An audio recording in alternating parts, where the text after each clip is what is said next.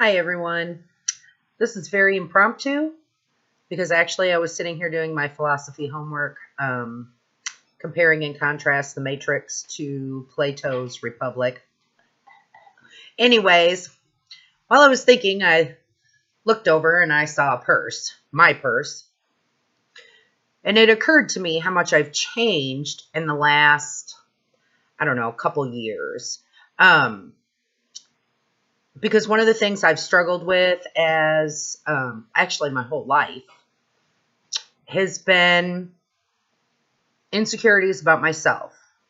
I never really wanted to be a girly girl. Like, that just bothered me. That made me feel, I don't know, it made me feel gross. Like, couldn't even tell you why. I used to not be able to tell you why I felt that way. And it was a major struggle for me. I mean, I could dress up, don't get me wrong. And, as every woman does, sometimes we struggle with our appearance. But everything for the longest time, for a good majority of my life, was really plain, really bland. I wanted to blend in. I didn't want to stand out. And learned a lot of things over the years. Seeds that were planted in me years and years ago. Had one pastor who taught one time on the roots of issues. And that when we would find the roots, that generally we can release that, and all the things that root, the things that branch off, like our insecurities, anger, bitterness, and everything. That was great teaching. It changed a lot in my life. It also brought a lot of things up, and I cried for a year and a half, like nonstop when we learned about the roots. That's a whole nother story. But anyways, I was just sitting here thinking about how all of a sudden in the last year, maybe 2 years, I've begun to enjoy color. I'm not so worried about blending in. And I looked over and I have a red purse now. My purse before that was orange. But other than that, it was always really bland, black. Most of the time, everything was like black. I just didn't want to stand out. That's for people who have these flamboyant personalities, and I don't. I used to really appreciate one of the girls I went to boarding school with in high school. She had this great fuchsia colored, hot pink fuchsia colored coat, and I thought it was the coolest thing. And I always thought, God, that's great for her, but I could never wear that. Like, I don't know why, it would just stand out too much. So anyways, getting to my point is that I was sitting here and I was thinking, why God all of a sudden am I bringing color? Why do I not look at it as standing out in the crowd anymore? That it would put too much attention on me. Why? And why was I always like embarrassed to really dress up and dress like a girl? Like, I didn't dress like a boy by any means. Everything was just always t-shirts, jeans, tennis shoes. I had high heels I absolutely love, but it was always going to be wear with a pair of jeans. And usually I didn't wear them unless we were dressing up. On the day-to-day, I did not want to have to work to look nice. I just didn't want to work to look nice. It was too much effort. But I'm noticing that that's starting to change. One thing, I'm getting older, so I do need a little bit more makeup. And, clothes that fit nice. They're always plus. But what I began to think is I was sitting there and God brought back to my mind how I grew up and my dad was a woman hater. He hated women. He didn't like them. They were good for nothing. And he always wanted a boy. Always wanted a boy. I heard that all the time. Court, you just don't know what it's like for a man not to have a son.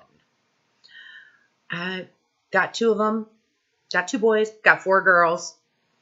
I know I'm a mother, a woman, but I find my fulfillment as a parent in both of those, and all 6 of my children. So the gender thing didn't matter to me, but it really implanted something in me that I wasn't good enough. That maybe being a little bit too feminine, or what I thought was too feminine, being on the feminine side, maybe it was too much. Maybe it wasn't for me. Maybe I was trying to please my dad. But those are things that help shape me. And I've noticed over the last couple of years, I've really, really started to work on that. And I've really, really begun to enjoy who I am as a person, because I was a self-hater, a self-loather, hated myself, never felt good enough for anything. And so that was a root. That was a root. And what I've been finding in the last couple of years, although I wish that when this pastor had taught on this, I don't know, 6 years ago, maybe, 5 or 6 years ago, I wish she had taught on it back then. I wish I would have been able to identify the roots back then, but I've just been getting them here in the last year. And what I'm finding out is that when they're identified, all of a sudden something in me is released.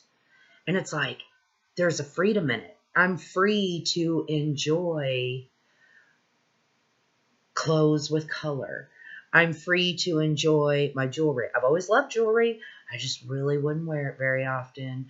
I loved my high heels, but that's not me. I can't wear those on the daily like those other people. I actually have a red car, a red SUV now.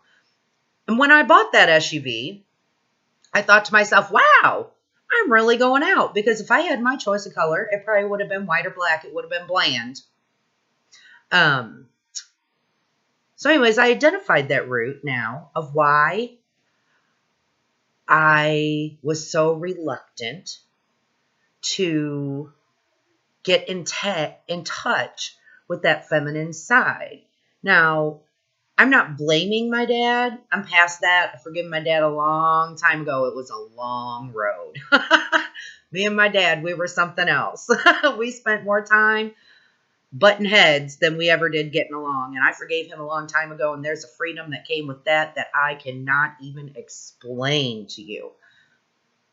But I'm enjoying finding out why I am the way I am. And once I find out, every time I find out why I am the way I am, where that came from, I'm like, God, I don't want that anymore. I don't want to feel that way anymore. I want the freedom of being me, discovering myself, enjoying myself. I don't care now. I mean, I want to get to the point where if I find something the brightest purple or the brightest pink or the most obnoxious color, if I like it, if I want to wear it, I want to feel comfortable to wear it. Now, I'm not going to go around looking like a clown, guys. I'm just saying I'm not going to. But I want to be that comfortable with myself. And God is getting me there. And it's because I'm doing some deep down soul searching and telling God, I surrender to you. I want to be who you want me to be, not who I want to be anymore, because who I want to be is not fulfilling your purpose in my life, the purpose that you have for me to do. It's not doing that. And so I just wanted to share that with you guys, because I know everybody goes through those things, that we don't know why we are the way we are. We don't know why we're cold in relationships, why we cannot allow people to get close to us. And we think to ourselves, oh, well, it's because I got hurt so much by this person or that person.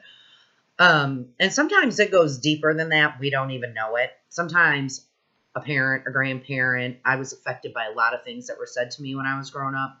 Not just by my dad, but by my grandparent or one of my grandparents, by other people who their intention was not to scar me for life. But as a young child around the age of 5 or even up to adolescence, high school, it did form how I saw myself. It formed what I thought of myself and what other people's perceptions were of me. And I lost the confidence that I should have had in myself.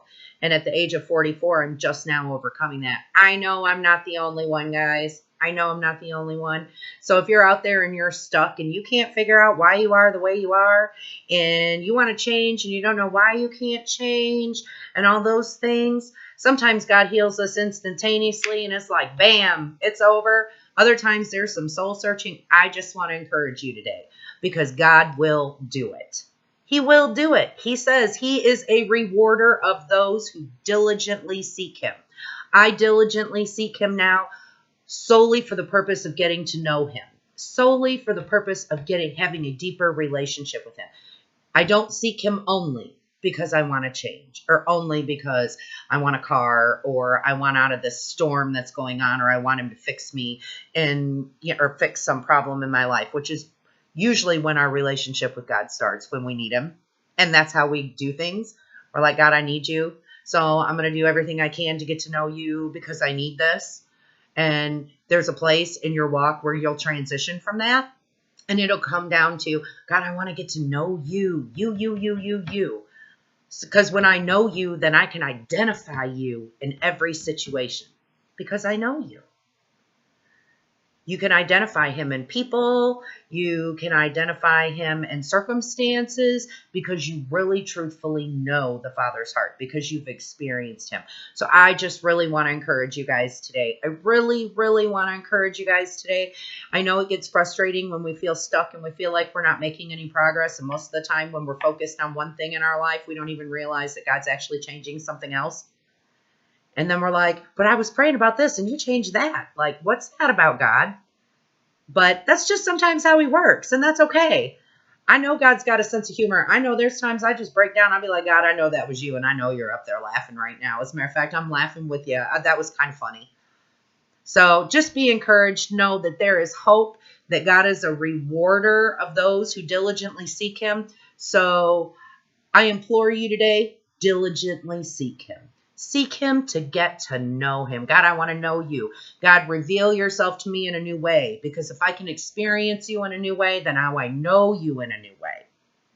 And then he'll begin to reveal things to you, and things will begin to drop off. And you'll be like, wow, I wasn't even focused on that, but it came off. Thank you, Jesus, because I needed something to change in my life. So please just be encouraged. Stay the course. Dig down deep. Learn some grit and stick with it, because you will come through it. I promise you will come through it. His ways are not our ways. So when it doesn't happen the way we want it, we get discouraged. Don't get discouraged. Don't, because he will do it. You will change. Things in your life that you need to drop off will drop off. But focus on the relationship. Focus on the relationship, because power and authority only comes from relationship with God. Anyways, be blessed. Have a great day. And thank you for listening.